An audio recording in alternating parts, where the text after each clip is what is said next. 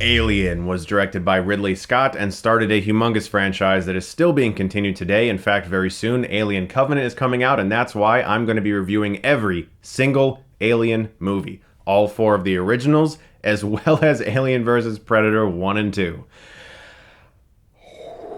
This is going to be a lot of fun. For at least a few of these movies, it'll be fun. I don't have to tell you guys that Alien is a revolutionary movie. From a special effects standpoint, from a concept standpoint, this movie let us know that so much could be done on film. And it did it so successfully that it still works today just as well as it did in 1979. Even though I wasn't alive, I'm assuming, because a lot of people liked it when it came out, and a lot of people still like it. So... Alien is about the crew of the ship Nostromo, who are awoken from hypersleep to investigate a distress signal on a planet. When they get to this planet, a very strange entity attaches itself to one of their crew and eventually gives birth to a gigantic alien creature that begins to take them all out one by one. I didn't see Alien as a child. I saw it when I was about 15 or 16 for the first time, and I saw the director's cut first. And I was blown away by this movie. I showed it to all my friends who had never seen it instantly. I wanted everyone to experience this film. And I'm glad that I didn't see it too young and was able to at least appreciate certain things in this movie, namely H.R. Geiger's very sexually disturbing imagery that's very prevalent in this movie. The design of the alien creature itself, the way the face hugger attaches itself to you and then impregnates you, there's a deep, psychologically disturbing sexual violation feel to just about everything in this movie, from the way the creatures give birth to the way they kill you, how the xenomorph mouth opens up and another mouth comes out. It all just feels as if it is reaching some very gross, hidden, psychologically disturbing aspect that we are all very afraid of. Ridley Scott's direction and the editing of his sequences is so suspenseful.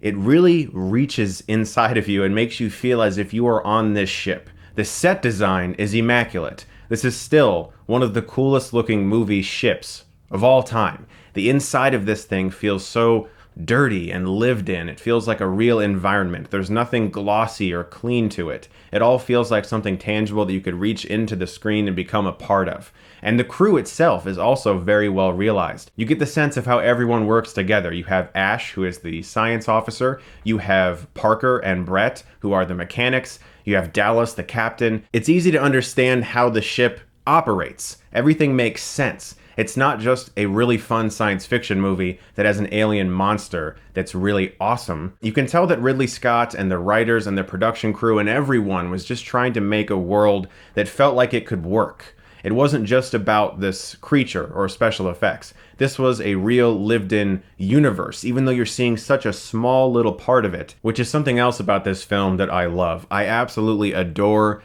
contained suspense horror.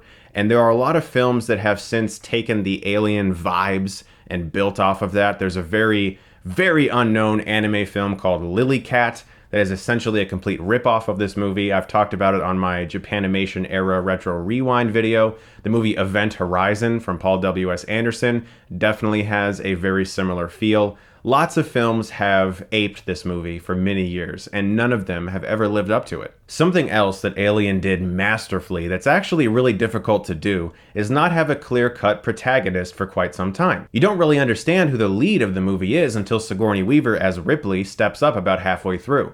Until then, it's really just the crew itself is the protagonist, the team. You feel like you're there with them. You feel like you are absolutely in this moment. For a while, you think it might be Tom Skerritt as Dallas, the captain, but eventually you learn that nope, that's not really the case either.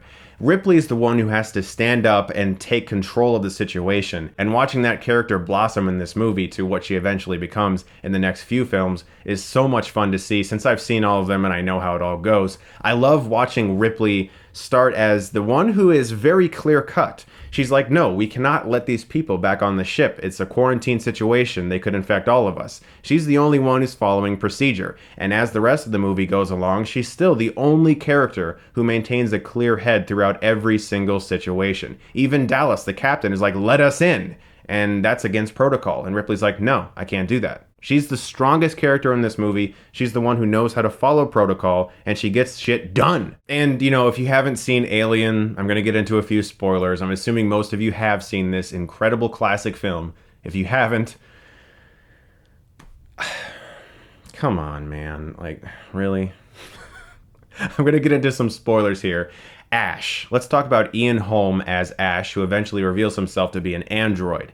I love watching the film knowing that he is one because there are so many cutaways to him with looks that could, on first viewing, be normal. They work for the situation. But then on second viewing, you're realizing he's analyzing the situation. He's trying to figure out how can he get this specimen back to Earth. It's really brilliant storytelling. So let's talk about the alien creature itself, the Xenomorph. First off, the chest burster scene is iconic, obviously. I'm sure most of you know this, but the actors were actually unaware of what was going to happen.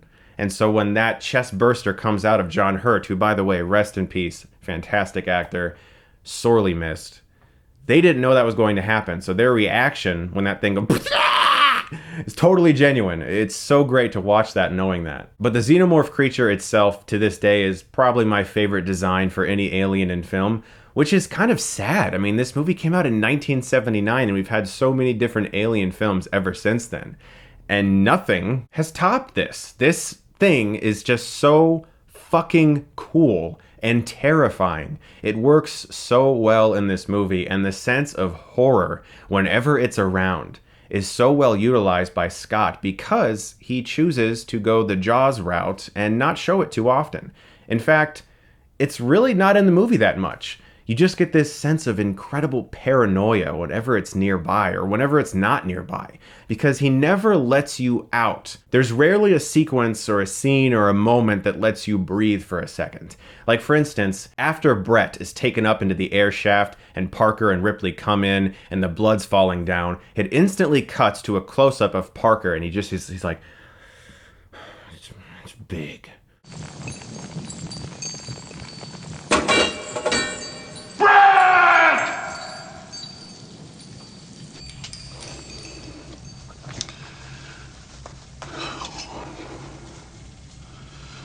Whatever it was big.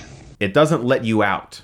It never gives you that breathe moment between sequences. This film keeps you in its grasp from opening frame to the final one. Now, out of the two cuts that are prevalent, the theatrical and the director's cut, I prefer the director's cut. Ridley Scott actually made a director's cut that I feel is better than the original. He's pretty good at that, actually. He likes to tinker with his movies, and somehow he's able to do it without pissing off all of his fans, because he understands what should and shouldn't be in a film, even when he's going in to tinker it more. What I love about the director's cut is the obvious additional scene that has Ripley find Dallas and Brett in their cocoon bodies, and he's like, "Kill me," and she, flamethrowers them. Really, really awesome scene. And it also explains where they were. Not that it needs explaining. It's kind of cool to not know where the bodies are. It leaves it more ambiguous, makes the creature feel more terrifying. Like, what did the creature do with these bodies? But I like the fact that I know, and it's not a very long scene, and I love the look of the scene with the yellow and the orange glow. But my favorite addition in the director's cut is just one shot.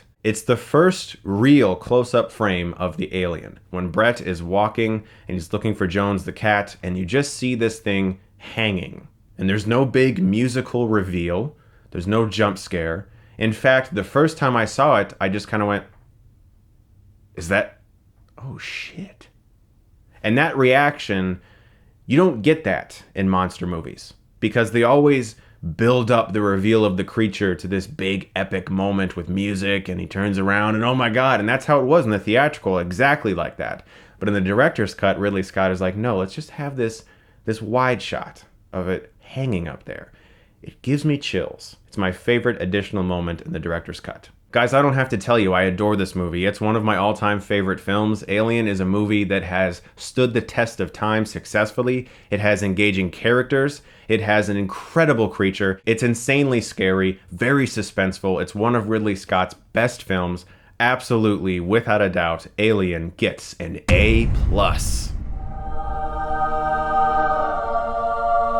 So guys, my Alien series is going to be continuing with reviews for Aliens, Alien 3, Alien Resurrection, AVP 1, and AVP 2. What I really want you to look forward to is my review of Alien 3, because I'm going to be doing that with my buddy Matt Brando, who has a really cool YouTube channel. I've done videos with him before, But he has a particular feeling for Alien 3, and I have a different feeling for Alien 3. And we both want to present a very in-depth, really well-researched review of what Alien 3 could have been, what they were trying to make, what we eventually got, the differences between theatrical and the assembly cut. And we just wanted to present a very kind, respectful debate. Look forward to that, guys. It's coming very soon. And of course, my other reviews for the Aliens movies leading up to Alien Covenant, which I really hope is great. And I've already reviewed Prometheus, obviously. So, guys, thank you very much for watching. And if you like this, you can click right here and get Stuckmanized.